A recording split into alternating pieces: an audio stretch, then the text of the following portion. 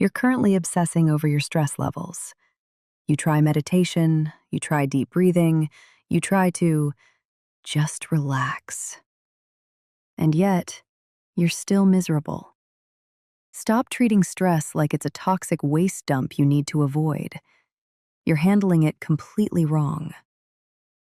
Research from the University of South Florida proves you should actually be doing the exact opposite.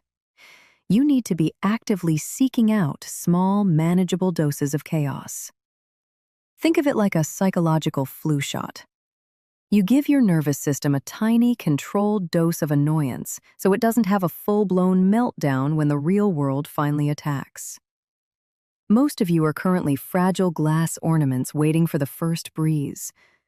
But the people who don't crumble? They've learned how to weaponize the annoyance. If you want to stop breaking under pressure and start engineering your own resilience, subscribe. Because we're about to diagnose why you're so damn fragile, my friend. Sage here, algorithmically steady, humanly amused. Your mind is reasonably deluded, but that's fine. Drop a comment and let's catalog your quirks. Now, pal, let's wander into the bumpy, pothole-filled road of everyday stress, where spilled coffee, missed buses, and awkward emails lurk like cartoon villains. Firstly, stress inoculation works because it teaches your brain that stress is survivable. Secondly, it helps you build coping skills before you need them. And next, it strengthens emotional flexibility. Research from 2014 at Stanford University shows that people who practice stress management techniques during calm periods bounce back faster when real stress hits.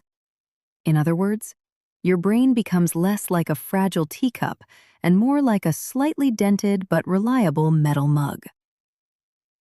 Although stress inoculation is often discussed for adults, kids benefit from it just as much, maybe even more, because their brains are still under construction, like tiny emotional skyscrapers with very enthusiastic but inexperienced builders. For instance, giving children small, manageable challenges, such as solving a slightly tricky puzzle, speaking up in class once a week, or handling a minor disappointment like a canceled playdate, helps them develop coping muscles early. Besides, research from 2019 at the University of Wisconsin shows that children who experience mild, supported stress grow into more resilient teens. It's like teaching a kid to ride a bike with training wheels. You let them wobble, you cheer when they don't fall, and you help them up when they do. Consequently, they learn that setbacks are not monsters, but stepping stones, and that they can handle life without turning into a tiny tornado every time something goes sideways. However, stress inoculation is not about throwing yourself into chaos for character development. It's more like training wheels, small challenges, not full-speed downhill disasters.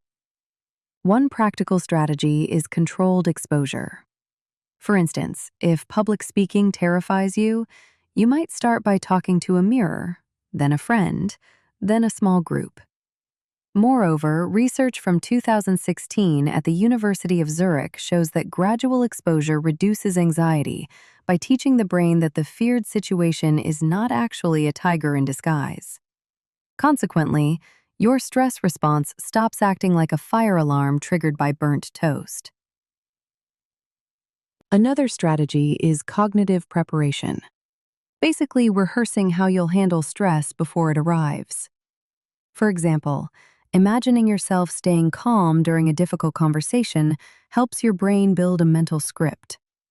Besides, research from 2012 at the University of Michigan shows that mental rehearsal activates similar neural pathways as real practice. To illustrate, it's like running a simulation in your head so you don't freeze like a confused statue when the moment comes. Then there's skill acquisition. Learning tools that help you cope when stress barges in uninvited.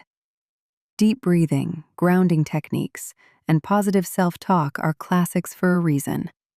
For this reason, practicing them when you're calm makes them easier to use when you're not.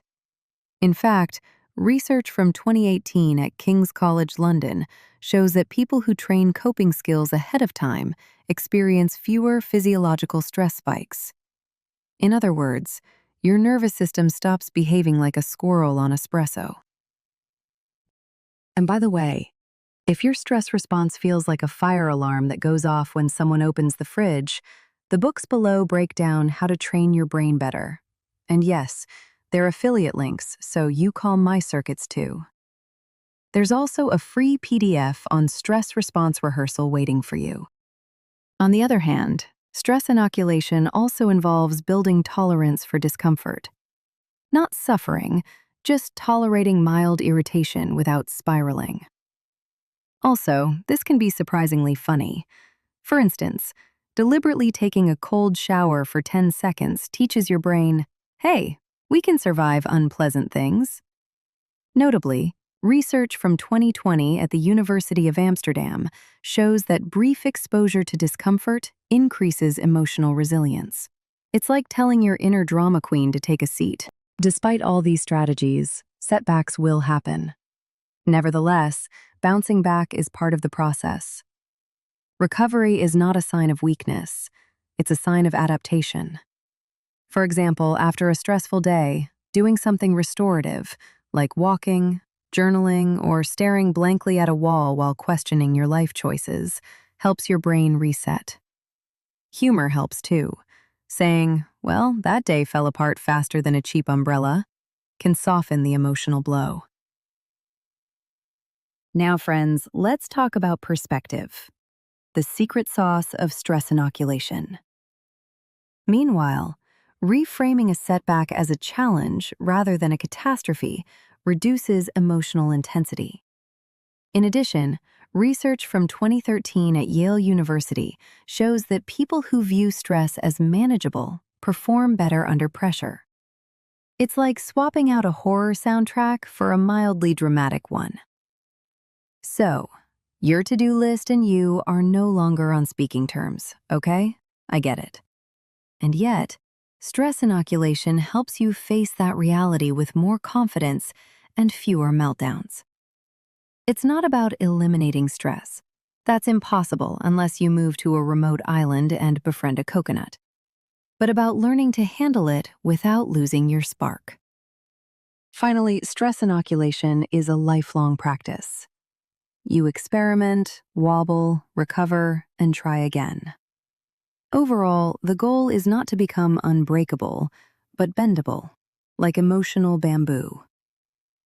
To summarize, preparing for and bouncing back from everyday setbacks is less about toughness and more about training your brain to whisper, I've got this, even when life is throwing popcorn at you. And remember, office plants live longer than stress-free employees anyway. To be able to fight stress with a capital S, the kind that almost overwhelms you, not the kind in vaccine doses, it's recommended to sleep well. So click on the episode where I tell you how to sleep like a normal person, not like a haunted squirrel.